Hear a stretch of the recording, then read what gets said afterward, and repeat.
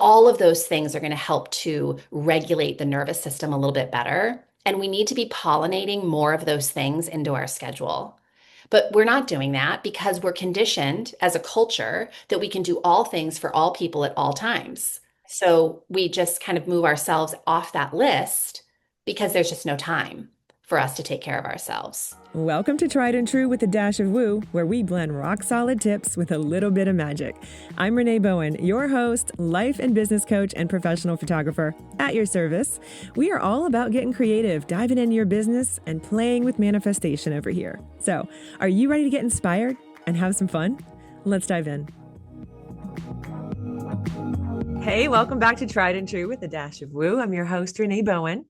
And today we have a really amazing guest for you. Her name is Courtney Townley, and she is talking to us about health, but through a different lens today. So she's the host of the top-rated podcast called Grace and Grit, and she helps midlife women to cut through the noise of wellness culture and lead themselves with less overwhelm and more confidence. She's got over 3 decades in the wellness industry, and she's discovered through that work that deep health isn't about following someone else's manual, right? It's about writing your own. And that's what she helps women do as well. So she's a sought after speaker. She's an educator. She blends science with straight talk, and she helps women navigate behavior change with grace, grit, and self-trust. And that's what we're talking about in today's show. It's a really timely conversation. I think we do focus on midlife and women, but this is really an important discussion, I think, for everyone. We definitely touch on burnout, exhaustion, fight or flight, living in a dysregulated state for years, and the toll that it takes and the signs to look for, and some strategies on how to actually break out of that might seem very simple, but with intention are extremely powerful. I know you guys are going to get a ton out of this, so let's just get right into my conversation with Courtney. Hey, Courtney, thanks for being here today. I am very excited about this conversation because I think it's very timely, not just for me, but for a lot of the women who listen to the podcast. So thanks for being here. Oh, thanks so much for having me. I'm happy to be here. So one of the things that you talk about a lot is how health is not like perfection, right? You talk about health not as perfection, but as a realignment. Yeah. So can you paint a picture of what that looks like in real life for like a really busy creative woman? Yeah. So I would say first, let me give you this image because I think it really helps. When we think about health more as a direction rather than a destination, when we get misaligned, which happens all the time, like sometimes it happens multiple times in a day, we are literally one decision away from realigning into the direction we intended to go. Right? So, what is like the next decision I could make that would help to promote my health given this day and given this situation? And it doesn't always boil down to diet and exercise. It might be, you know what, I need to go pee. I haven't peed in a bit. Or I need to make a phone call because I really need to get this thing off my chest, right? Or get this decision made. But when we think about it through that lens, it really helps to simplify. Like, yes, at any given time, I am only one decision away from realigning in the direction of health. Yeah, no, that's really good because like I guarantee you so many people I know for a fact don't think that way, right? Like, No. because we have this, we're so cursed with this. Well, if it's not going to be perfect, I don't want to do it at all. Or, if I'm going to go to the gym, so I'm going to kill myself the first week or whatever it is, right? Or like go all out. And then it's just, you stop so fast because it's not sustainable. So I really like that idea of, okay, well, what is something small? Like, what's the next right step? That's all it is. And so often we're trying to abide by these like 45-step programs. Or if I don't do all these things in my self-care bucket today, I've somehow failed. And then we feel like failures. And when we feel like failures, what do? We tend to make more decisions that misalign us from health. Yeah, absolutely. Right? And, numb out I'm or, out. get distracted with some level of dopamine. Yes, do something to make us feel better fast, for sure. Okay. So, all right. I love that idea of breaking it down into steps like that, especially for like the busy mom. But you talk a lot about women specifically, and especially in your new book that we're going to talk about, but in the midlife Yes. range, which is me. Yes. Yes. And so, like I said, it's very timely for me, but I know a lot of women need to hear this conversation as well. So, you've been in the wellness space for a really long time, like Yeah. upwards of 30 years. Yeah. And whether it's like, health coach, life coach, all of these different things. And you love to talk about this idea of self-trust and self-leadership, right? Yeah. So how do you bridge that? How do you get to that place, right? Of leaning into that self-trust? What does that look like for you, for a lot of the clients you've worked with? Well, I'll start by saying this, that I have such a heart for the midlife population because it's such a fascinating time. We have more stress than we've ever contended with in our life because we're dealing with all the things, career transitions, aging parents, raising kids, if that's a thing for you, um, changing bodies, changing chemistry. So we're living at the time in our life with the most amount of stress that we've ever had, with the least amount of hormones that actually help us to manage stress. Mm-hmm. So estrogen and progesterone specifically help us to manage cortisol. And when those two are leaving the party, all of a sudden we don't have the ability to manage cortisol in the way that we once did. And so I often look at midlife, and I know this is not only my opinion, I've heard this a lot of places, that midlife really is an invitation. It's an invitation to continue to live the way you've been living, or it's an invitation to start doing some serious renovation work. So I call midlife the renovation years because Mm. we often arrive at midlife and we look around and there's some things we're really proud of.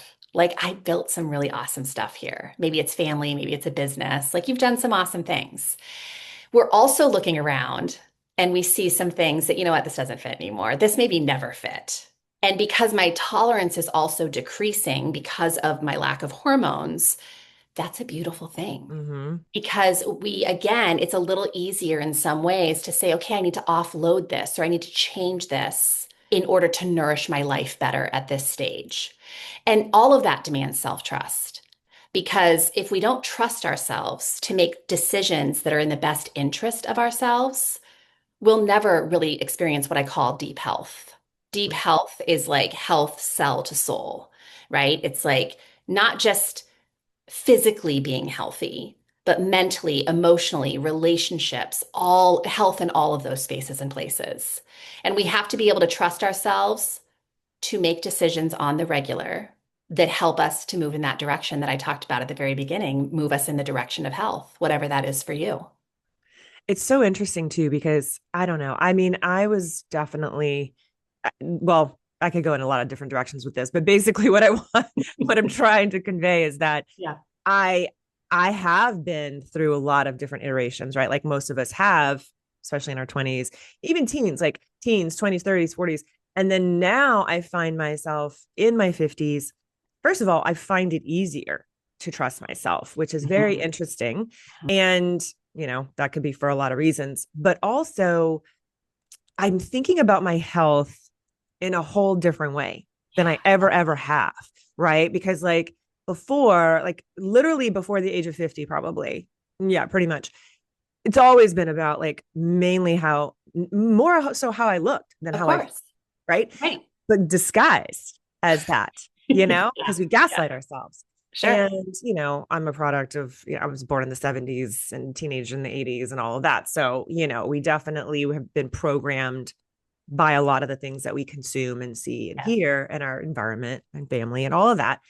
And, the joke was always like, well, I wish I were as fat now as I thought I was when I was 18, right? Like, Yeah. and I was not, but it was because of that self-perception Mhm. and how we compare, Mhm. we just constantly compare ourselves Yeah. to everything that we see. And so now I find that, I go to the gym because I want to be strong, because I want my bones to stay intact. Mhm.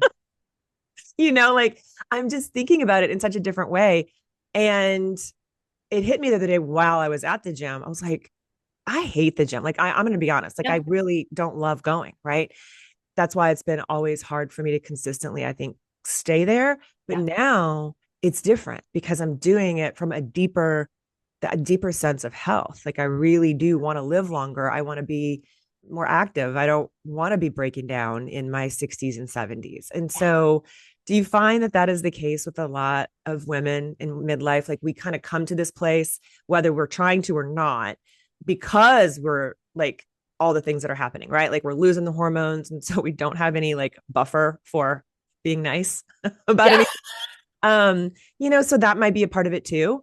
Do you find that makes it a little bit maybe easier for people to lean into it or want to? Yes. I mean, I think some women arrive at midlife and they are starting to think of health so much differently, which is helpful, right? And they do have such a low tolerance that they are no longer willing to not make decisions that help to nourish them. There is definitely a large camp of those women. And I would also say in that camp, they do trust themselves, like what you just described. You trust yourself, but maybe we rumble more with the giving ourselves permission to follow through on that trust, Mm, right? But then there's a camp of women who I think roll into midlife that have practiced a lifetime of not trusting themselves. And they've always looked to other people, they've outsourced every decision, that they do feel a little bit disoriented at midlife with this word self-trust. Like, how do I even do that? And sometimes it shows up as simple, like in a conversation. I was just having a conversation earlier this morning with a client, asking her, like, what do you do for fun? Right? And what would you do if you had a whole weekend to yourself? And kind of the look of horror that came across her face was very telling. You know, she's so disconnected from who she is and what she enjoys and what lights her up that it's a form of malnutrition. And it's obviously going to deplete her health if she doesn't start to figure that piece out and kind of come home to herself in that way. So I think there's both. I think there's yeah. women who roll into midlife ready to trust themselves and kind of ready to make that second act, their boldest act yet. And then there's another group of women that roll into midlife really unarmed with skills that are going to help them to keep traveling with more grace and ease through that second half. Yeah, no, that makes sense. I see a lot of that in my coaching as well. Yeah. And that is, yeah, very, very true. And there's that whole level of burnout too that enters the conversation too, So I feel like a lot of women, especially us doers and type A I don't know perfection what you're talking about. No. eldest daughters, Yeah. like that whole trope. It's like true. Like we find ourselves and then it's like, oh, okay, all of a sudden now we're in like actual burnout and we want to burn everything down to the ground. And you know what I mean? Like that happens a lot too at this time because we're also, like you said before, losing some hormones, losing all that stuff. And so, and a lot of women too get diagnosed at this age with ADHD and things like that. And they're like, they've been masking their whole life, right? And like kind of like just getting by doing their thing. And then all of a sudden, they Yeah. literally cannot hold it up anymore because there's no hormones to support it. And so they find themselves in complete burnout, like health related, as well as like the business maybe that they're running, all of that. Mhm. And I know you talk about this a lot too. So you call burnout a symptom of a broken system, right? Mhm. So it's not a personal failure. A lot of women do beat themselves up about Yeah. that. And they tend to like that's not going to help anything, obviously. So how can women begin to sort of shift from that old narrative into, you know, it's not necessarily my fault here, but how can I Yeah. shift it? Yes. I think a couple things are really important to acknowledge. Like number one, you're absolutely right. I do not know a midlife woman who comes into the midlife years with a regulated nervous system. Like that Yeah, just doesn't no. happen. Most women are rolling into midlife with a very dysregulated nervous system. And let's be honest, nobody was talking about nervous system regulation a few years ago. Mm-mm. So most of us who are in midlife right now spent the first 40, 50 years not understanding the massive impact that the nervous system has on the human body. It basically governs everything, Mm-hmm. right? Our ability to think through problems, our ability to respond rather than react. And what happens at midlife, because we have lived for so long, so dysregulated, and now we have hormones leaving the party that are also helping us to regulate. If we aren't armed with things that help us to soothe in healthy ways, we are reaching for things that are actually they're soothing us in the moment, but then they have massive detrimental health outcomes down the road. So if every time I'm feeling dysregulated, I drink alcohol or I scroll social media or I eat or I shop online, right? There's 1,000 things I can do to make myself feel better temporarily and escape that emotional pain. But the price tag for my health on the other side is intense. And we hear this phrase a lot, which drives me crazy, which is self-sabotage. Okay. Self-sabotage, if you look it up in the dictionary, it's when someone intentionally or purposefully harms themselves. I've never worked with a woman who purposefully or intentionally harms herself by drinking alcohol or eating the crappy food or whatever the thing is. Right. That's not what she's doing. She's trying to self-soothe. Hmm. She's trying to soften the intensity of what she's feeling in her body because she never learned any other skills. And so this definitely is a time in our life where I don't know if I can cuss on your show, but it's Yes. like shit or get off the pot, right? Like now, if you do not have self-soothing strategies that actually promote health rather than rob it from you, now is the time to learn. Now is the time. And really what soothes my nervous system is probably going to be different than what soothes yours, Hmm. right? Like what are the things that actually help you to get into that rest and digest state, that help you to feel calmer, to help you to feel a level of peace or joy or connection? All of those things are going to help to regulate the nervous system a little bit better. And we need to be pollinating more of those things into our schedule. But we're not doing that because we're conditioned as a culture that we can do all things for all people at all times. So we just kind of move ourselves off that list because there's just no time for us to take care of ourselves.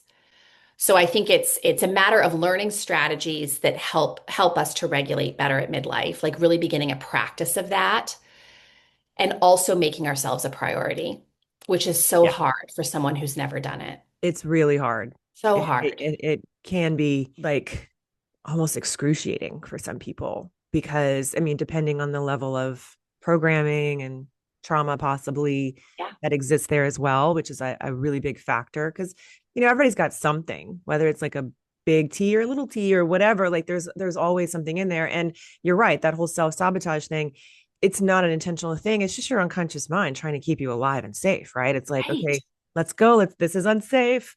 And so the first thing is to just stop beating yourself up, Mhm. honestly, right? Like if we can kind of at least get to a place of non-judgment and neutral observer, then I feel like, that's a huge step. And I do a lot of that with my clients as well. And nervous system regulation is a huge part of it. And you're right. Nobody was talking about this, especially when we were like moms, young moms, you know what I mean? Or like, even if you don't have children, if you were in your 30s and 40s, nobody was really talking about that for Yeah. our age group. And now, thankfully, we are having this conversation. I look at my daughter and she's already so much more well equipped than I was at her age. She's Yeah. 25. And I'm like, how are you this like stable? Yeah. And like, she's just like, I mean, she's got her stuff, but Sure. it's kind of insane. My husband and I talk about that a lot, even with our boys, same kind of thing. It's like so interesting. It's great. However, okay, for those of us who, are still learning all of that, right? Old dog, new tricks kind of thing, right? Like your brain has been doing one thing for so long and you live in fight or flight long enough, your body's just going to want to stay there because it thinks it's safe now. So then it's like, okay, how do I get off of I know. that Well, and hamster I wheel? love I love that you're bringing that, like you're doing a deep dive into the nervous system stuff because I think for so many years of my career, I was conditioned as a professional to believe that if we could just get someone to do the right exercise program and Mm-hmm. eat the right foods, they would be healthy because we were equating health with a body type, right? And with weight loss. Mm-hmm. But I have worked with so many type A people, extreme athletes, incredibly successful business owners who are such a far cry from health Mm-hmm. because they're living in a state of chronic hyperdrive. And so, what happens when we're living in a state of chronic hyperdrive is we're actually shutting down digestion. We're shutting down a lot of the systems because what does your body do in fight or flight? It's really just trying to detach you from all the unnecessary activities in your biology to focus on saving your own life, Yeah. right? Fight, flee, or freeze. And so, really helping a woman to understand that by doing all the things she is so resistant to, like taking more time for herself just to chill out, going to bed earlier, saying no to commitments, changing her self narrative to actually become a cheerleader rather than a bully, right? Like these are all things that we think are so silly when we say them. And they're so counter to the whole diet and exercise culture. But those things help to regulate the nervous system. And once your system is regulated, what happens? All your biology comes back online.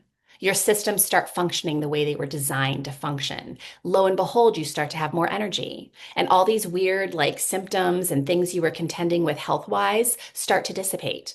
Not because you hyper focused on diet and exercise, but because you focused on aligning your life in a way that helps to regulate your nervous system. And Yeah. that's a completely different exercise than what we've been sold. 100%. Yeah. 100%. Like I've seen it with my own biology, Yeah. and in my own life. But I also wanted to real quick touch on, while we're on the subject of nervous system, deep dive. Yeah. Because yeah, all of those, fight, flight, I always say, when you live in that, I mean, biologically, all the brain is going to go to your limbs so that you can run away, get faster. But like you get fast, but you get dumb, right? Like You do, you get dumb, you're not you get thinking. bloated, you get Right, right. But there's another one too that is a huge, huge one that I see all the time, which is fine. fawn. Yeah. Yeah. And that's that. I mean, like The people. so many, and again, a lot of eldest daughters, a lot of women Yeah. who have been told, like, you can be everything and you should be. We fawn more than anything. And it's a really easy one to miss Mhm. because early on, it looks, like you're just a giving A person. good person, totally. Yes. But deep down, you are literally denying yourself on the daily, Yeah. putting everybody else first. Yeah. And we've been taught that that's what you should do, right? Like as a parent, especially. Um, and that over time is really insidious Yeah. because, like I said, you don't notice it as much. You don't, like, maybe you're not having anxiety attacks all the time, right? Like, so you're not like seeing yourself in that state. But that fawn response is a really, really strong hold. It takes hold of you. I am speaking from personal experience here. Yeah. And It, so how do you work with your clients with that, especially, when they are trying to revamp their health for the 50th time, right? yeah, absolutely. So, a couple of things. Like, number one, I just want to say that I think that we are rewarded for dysregulation, Mm, period.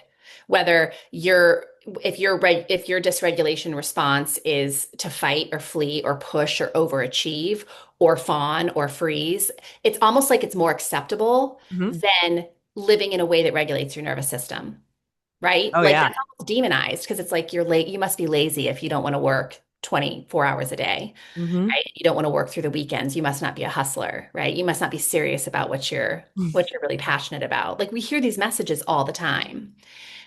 And I think with my clients, the biggest, and this is like what the first practice I teach in the consistency code is the practice of awareness, of becoming aware of how you are spending your precious life resources. If you are always spending your resources on helping other people to solve their problems, like it can look good from the outside, but it can also be what I call a hiding habit where you're just avoiding your own shit. Hmm. Right. So, and again, that's a dysregulation response. And so sometimes we're so caught up in that we don't even see it, but we have to be willing to turn on the lights and really see our behavior for what it is to even be able to start to design a plan or a strategy or a skill set to help us overcome it. And awareness, unfortunately, takes a lot of things that we don't want to give. It takes time, it takes quiet, it takes introspection, and no one's got time for that, Hmm. right? Hmm. No, They don't want to seriously. make time for that. So, awareness, I always say, is not a feel-good exercise, but you can't, of course, you can't change what you don't see. And Martha Beck, she's like the ultimate life coach, but she always says that awareness is the way out. Hmm. And I just love that because it's so true. Absolutely. And it's the sitting with it, you Hmm. know, like allowing yourself to actually just sit with the discomfort instead of numbing and running away or pushing it away, whatever. Again, we were never really taught that. And so if you've been living all this time not doing it, it's going to feel really uncomfortable, like you said. and Yeah, it's not going to be a preferred activity at first. definitely not. Um, but I mean, if you don't, and I know you see this, if you don't do that work and you don't pay attention to it, your body's going to make sure you pay attention to it Oh somehow. yeah. It's going to show up in Yep. illness, sickness, something is going to happen. It'll step in because we are all connected. Like this is all one system. I had a mentor years ago, and she said it so beautifully. She was like, there's such a wisdom to our bodies. It's always trying to communicate with us. But of course, again, we've been conditioned to override what our body's telling us. Like I always say, we act like a dictator to our body Yeah. rather than like a friend or like we're in a relationship with it. We just dictate our demands to it. But she said, your body's always communicating with you. And when you are starting to get dysregulated, you're going to start getting little pebbles thrown at the window. And the pebble might be maybe you have a bad cycle, like a bad period. Maybe you have a headache. Maybe you get acne, right? You get a little indigestion. And so you pop a pill, you do whatever, we're trained to do to override it, but you kind of ignore it. Hmm. And then it keeps coming back. You keep ignoring it. So then those pebbles start to become bigger rocks. And then the bigger rocks ultimately become boulders. And the boulders, of course, are disease, right? Diagnoses, autoimmunity challenges. And those are really hard to come back from. Not saying it's Yeah. impossible, but it's a lot more work. So if we can catch it sooner, which is what awareness allows us to do, Yeah. if we can catch the pebbles and be like, ooh, what's going on here? Like, oh, isn't it interesting that every time I drink red wine at night, I wake up with a headache the next morning? Right. Right? Like maybe I should put those two things together instead of arguing for Yeah. why I should be able to drink alcohol every night because Susie Q down the street drinks it every night and she has the Yep. perfect life, right? Because that's what we do. Like you said earlier, we compare and we think because seemingly someone else is getting away with it, which by the way, no one is No. getting anything. But we tell ourselves that story and then we justify, well, I should be able to do it too, even though clearly your body is telling you it's not working. Clearly. Yeah. No, I overrode, whatever the word. Over whatever. I did not listen to that Yeah. for a long time. I'm telling you, like, there was like this level of that and the whole like pushing past, like staying up, right? Staying up later than I knew I wasn't good for me. I knew it was going to not make me feel good. That and drinking wine at night. Those two things it was so hard for Yeah. me to let go of that. Like so hard. I gripped onto those things. It was like, no, these are the things that are mine because oh, guess what? I was doing everything else for everybody else all day long. So those were the only two things that I was actually giving myself. Yeah. So in my mind, I justified it, like you said. And yeah, so and so can do it and looks fine. So I went years living like that and feeling awful. And when I started like, going to bed early and I stopped drinking wine, like I don't drink alcohol at all in my home anymore. And I mean, I went from, I think it was probably almost a nightly thing, right? For years to Sure. now, maybe I'll have a cocktail or a glass of wine if I'm out at dinner, like Sure. once a month or something, you know what I mean? And it doesn't make me feel great, by the way. Like, like one cocktail, one glass of wine, I will feel that in the morning. So I know that going into it if I Yeah. do it, but it was not that way for so long. And nobody wants to hear that.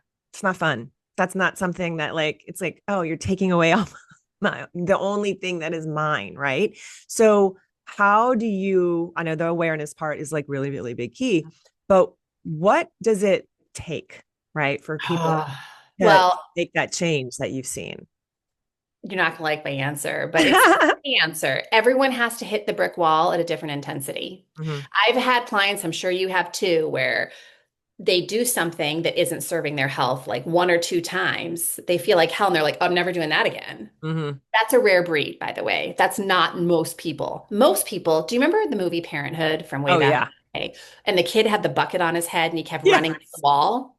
That's how I feel like most people are with listening to their bodies. They just keep Yeah. hitting the brick wall, hitting the brick wall, hitting the brick wall until finally something gets hurt enough, whether it's the marriage or Hmm. it's their job or it's their relationship with their kids, or there's just so much self-loathing that the pain to stay the same starts to get bigger than the pain of what it would take to change. And that is such a different moment for everybody.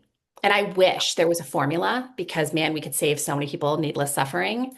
But I truly feel everyone just has a different pain threshold. We see this all the time, like with addictions and with, different things that you can from the outside, you're like, man, why do they keep doing it? And they just have not hit that brick wall hard enough yet. I do Yeah. want to say this too, though, because I think this is really actionable for listeners. We're trained a lot when we work with coaches and we do any kind of self-help to really identify misalignment. Like, what does misalignment look like for you? Well, I get reactive, or I focus more on problems than solutions. Like, those are the types of answers we usually hear. But I think it's equally as important to really start acknowledging what alignment looks like for you. Hmm. Because you're going to have moments where you taste it. You wake up feeling good, right? Or you're just in your backyard and you just feel awesome, like physically, emotionally, mentally. But I think we tend to go past those moments so quickly. We don't take time to acknowledge them. And so we don't really pursue them. And I think that it's a powerful exercise to start acknowledging what alignment looks like. What makes you feel joyful? What makes you feel strong? What makes you feel excited about life? What makes you want to get up out of bed in the morning? Hmm. Look for those breadcrumbs, and life gets a whole lot better. Absolutely, because then you're going to find more of it because you're Yeah, programming your brain because our unconscious mind doesn't know what's real and what's not. Like it just believes whatever we tell it. sure. So if you are looking for those and if you can conjure up that feeling, that's the really powerful piece of it because I mean like even just thinking about the last time you felt that way, right? Like when was the last time you felt at peace? Was it on vacation on the beach 12 years ago? You know what I mean? Like how long has it been since you feel that? And how can you find those little pieces in your everyday life? You know, like you said, we kind of gloss over those things. We Yeah. don't notice them as much or acknowledge them as much. And so it's such a powerful thing when you become more intentional with your focus and awareness of those. Yeah. It it's such a hack for your brain because you can just instantly start all of a sudden within like 2 weeks you're like, oh, I'm noticing all of these things now, you know, like that you're literally bringing them into your awareness by doing that Yes. because it's your resonance because you've opened It- your heart center and there's a whole other thing, you know, all that stuff that happens. But I want to kind of talk really quickly about this consistency piece because you know your book is actually called the consistency code for a lot of creatives, especially because a lot of my listeners are creative women. We sort of fear consistency a lot, like maybe not consciously, Yeah. but unconsciously, because I think we feel like it'll stifle our freedom, right? Like most creatives have that desire for freedom. Like that's kind of really what we're after, right? Like we might think we want money and whatever, it's freedom, is what we really want. But how can consistency actually create more space for creativity and spontaneity? Yeah. Well, let me answer the question two ways. Like, first of all, I would just say immediately in answer to that question that there is freedom on the other side of discipline, period. Right? There just is. Like, so if I put myself to bed at a reasonable hour, even though I want to watch my 20th episode of my favorite Netflix show, right? Like, I mean, there's a cost, there's a sacrifice. But if I lean into the discomfort of doing the thing that's going to serve my health, I wake up having more energy, more resources to do the things I want to be doing. So there is that. But I would also say that I think we have to reframe how we think about consistency. And that's really what I do in this book is I'm challenging Okay. women to think about consistency not as doing the same thing over and over until you die. Mm-hmm. That sounds That really sounds hard. awful. Sounds awful, especially to a creative. Yeah. But the consistency I'm really advocating for in the book is consistent self-honoring. And guess what? That changes all the time. Mm. Because what I need to do today, given what's happening in my life today, looks a little different. To honor myself today looks a little different than what I did yesterday or last week. So it's kind of looking at consistency through a new lens of just in this moment right now, everyone listening to this episode, just ask yourself, if I was going to do one thing to honor just myself as a human, what might that look like? And again, it might be laying on the ground for 5 minutes, just doing nothing. It might be going outside to get your feet in the grass. It might be making a phone call to apply for the job you keep, pining for. I mean, it could be a lot of different things, but I think we look at consistency as someone I need to buy a 3-month program from somebody. And Yeah. consistency means I check off the box and I do it perfectly That's what consistency is. That's not consistency, right? I mean, yes, it's a form of consistency. But again, what would it look like with no outside input for you to honor yourself today? You know, I've never worked with a woman who doesn't know, ever. But the bigger problem is she's convincing herself she doesn't Right. know, or she's not giving herself permission to take action on the things she does know.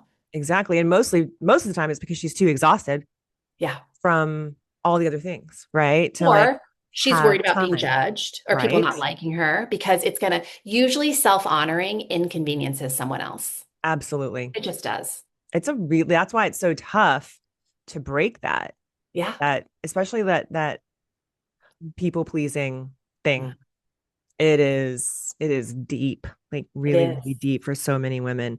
I love that because I feel like you're right. We think about it in this different way. And that's not really what it's about. And you're right. Discipline is like the best gift you can give yourself, but it all changes when you start to look at it through that different lens and give it like, a slightly different take, like reframe it, right? Because Yeah. you can you can convince yourself of pretty much anything. It's just that most of us sort of live hypnotically and reactive. And you're talking about coming from a place of empowerment and intention. And that's, Absolutely. it so many things open up to you when you embrace that. So many Yeah. And I don't know why, like in the health and wellness industry, we ignore the fact that life is dynamic. things. Life is always changing. We have, I call them curveballs, but the curveballs are always being thrown. So people in our family die, loved ones die, jobs get lost, like challenges we never could have seen coming show up. And we're telling ourselves that we're only successful in the health arena if I'm able to abide by this diet and this exercise protocol all the time. It's like, no, health is also dynamic, meaning it's not something you have or don't have. It's something that you're either moving towards with your decisions or you're moving slightly away from. And there's so many different dimensions of health, right? There's the physical, there's the mental, emotional, relationship, environmental, spiritual, so many different realms of health. So, my point being that because life is dynamic, our strategies for honoring our health need to be dynamic. Self care does not always look the same. And that belief that it does always look the same, I think, is making a lot of women very unhealthy because they're just feeling like a constant failure because they don't have the resources to be showing up in exactly the same way all the time. And so they get pushed into this all or nothing mindset. Well, if I Oh can't yeah, do it, then I'm just not going to do anything at all. And then that bodes well for health. exactly. So I know you go into this Yeah. in the book. Talk to me a little bit about, obviously we can't go into all the different pieces, but maybe what's the transformation or even like one piece of it that you feel is a pivotal part of that process. I would say this. Like, first of all, I'll just say this really quickly. There's three sections to the book because the first section of the book is all about behavior change science. It's about Okay. the nervous Yeah. system, it's about the brain, it's about really understanding and also hormones, how all those things are shifting at midlife and why we have to go about self-care differently. The center of the book is all about the consistency code framework to help women build strategy. And then the ending is really just kind of wrapping that all together in a nice little package so you can practice it consistently. But the one thing I would say is probably the core message of the book is that health at midlife, especially, is really an exercise in stress management. And it's two parts. We have to reduce unnecessary stressors. So things that are causing stress that have no benefit. So being a jerk to myself, no benefit, right? Never having boundaries, no benefit. Eating terribly all the time, really no benefit. So I have to identify the things that are causing unnecessary stress and remove them. And the second thing I have to do is I have to start identifying where I need to lean into intentional stress, pursuing stress on purpose to make myself Mm. more resilient or to even to make myself more alive. What are the things I consistently have a heart to go after that I deny myself? Whether it's a career, creative endeavor, relationship, right? Strength training is a great example, Yeah. right? Nobody likes it. Like you started the podcast saying that. We don't like strength training, Mm-mm. but man, we like the benefits Mm-hmm. and it makes us more resilient and it gives us more power. So that's a form of intentionally pursuing stress. That's what strength training is. Yeah. So those two things, can I reduce unnecessary stress? And can I actually lean into intentional stressors that help to fortify and bring me more alive? That's the name of the game. Yeah. Yeah, and those two things are way bigger than this tiny little diet and exercise Yeah. conversation. Yeah. Yeah. Yeah. I mean, honestly, it was such a shift for me too. Like when I leaned more into the actual deeper sense of health and Yeah. feeling good and longevity, that's when I lost weight. Yeah, right. Because you had a bigger compelling reason. It wasn't about how It you really look. wasn't about that. I was like, I don't even care anymore. It's just it's a whole different mindset, truly, and I really feel like I let go of so much in that Yeah. process. And I think life is just literally a series of letting go. Like that's literally the Yeah. meaning of life. It's just to learn to let go Yeah. of literally everything. Yeah. And so that hold it tight and control and, constantly wanting to like control whether it's calories or stress or whatever it is, right? You're trying to control. It keeps you in that state Yeah. of being a reactive person in general. And that's not conducive to anything, to receive anything as well. Right. Like, so receiving love, receiving accolade, receiving compliments. Right. So you have a hard time receiving compliments. That's a good sign that something's closed off in there. Yeah. And, might want to dig a little bit deeper. So I love that you break that down and break it down into those three separate pieces in the book too. That's going to make it a lot easier for people to get into it. Is it also on Audible? Because that's It my is. jam. Yeah. I did all the recording because as a podcaster, I think it would be weird if I hadn't Yeah. recorded my own book. Yeah. Yes, there's an Audible version, there's a Kindle version, and Awesome. then there's the actual book. Awesome. So I'm really excited about it. Yeah. I will put the links for everybody below for that. But where do you like to connect with people in general? Is it Instagram? Do you want them to hit you up on your Yeah, I would website? say Instagram for sure, Grace Grit, and just my website. I mean, Okay. my website's kind of the one-stop shop for all the Yeah. things. So graceandgrit.com is a really easy place to find the deeper dive of things if people are Yeah. interested. Yeah. Yes, and your show. So I will link those for people below so they can get in touch with you and continue reading or listening to all of Amazing. this as well. But yeah, thank you for sharing all of that. I think that like I said, this is a really timely conversation. It's a great time for your book as well. I think that a lot of women are going to find so much value in it. So I thank you hope so so. much. Thank Yeah. you. Good stuff, right? So, okay, what are your takeaways? For me, I specifically want to highlight that health isn't about control, it's about self trust. Okay. And when we lean more into self trust, a whole world opens up to us. Another takeaway for me is that burnout's not failure, and stop beating yourself up for it. Because I see a lot of you guys doing that. Like she said, it's a symptom of a broken system. Okay. Like, it's a chaos system of this modern wellness culture that we've been sold. But like she said, you can actually rebuild that approach from the ground up with awareness, emotional intelligence, and self-leadership. And then the main thing too here is that consistency is not about perfection. It's about realignment. So instead of chasing unrealistic ideals, you really want to lean into gently returning to your center over and over again through simple practices that build true, deep resilience and clarity. And she talks about all of that in her book. So I'm definitely going to link that for you guys below. And I'd actually love to give one of you guys a copy of this book. So if you are on Audible, like me, I am an Audible fanatic. I'm listening to like probably 4 or 5 books at the same time. It's just how my brain works. I like to pop back, in and out of them. So if you are also an Audible listener and you want to win an Audible copy of her book, The Consistency Code, here's how to enter. It's really simple. Just leave a review for the show. And you can do that at ratethispodcast.com/Renee Bowen. That's just the easiest way to do it. You can do it directly from Apple if you're already in the platform inside the app. But if you just want to make it easy for yourself, just go to ratethispodcast.com/Renee Bowen, and you can rate it on any of the platforms that you listen to it. So that might be easier for you.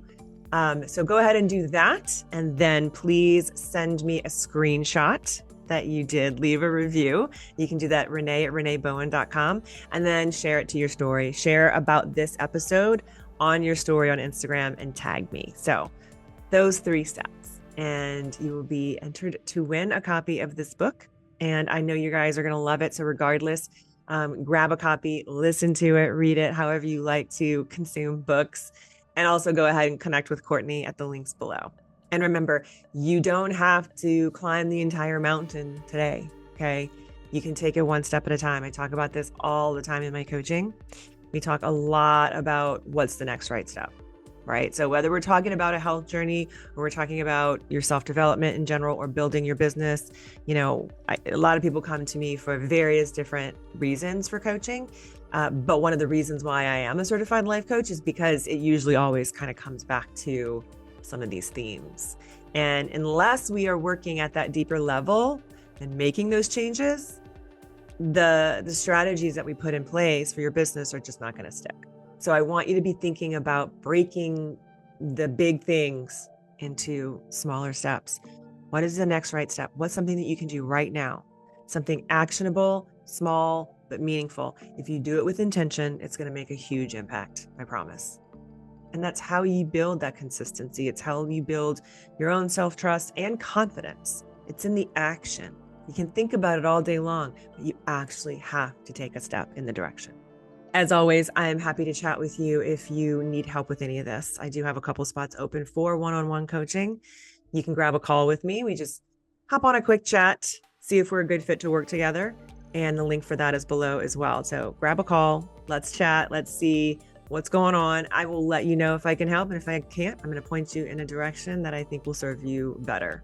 But if you feel like you've got something on your heart, something that is weighing on you, or if you feel stuck, if you feel like you can't get out of it, or if you feel like you want to finally build this life of your dreams, this life and your business of your dreams, and you want accountability and help to get you there faster, you want to rewire some old programming that is still kind of keeping you stuck, go ahead and just grab a quick call with me and let's get that done. We're almost to the end of 2025. And so it is going to be 2026 before we know it. And, this last quarter of 2025 and the first quarter of 2026, a lot of you are going to be in winter months. You're going to be in a natural sort of hibernation mode.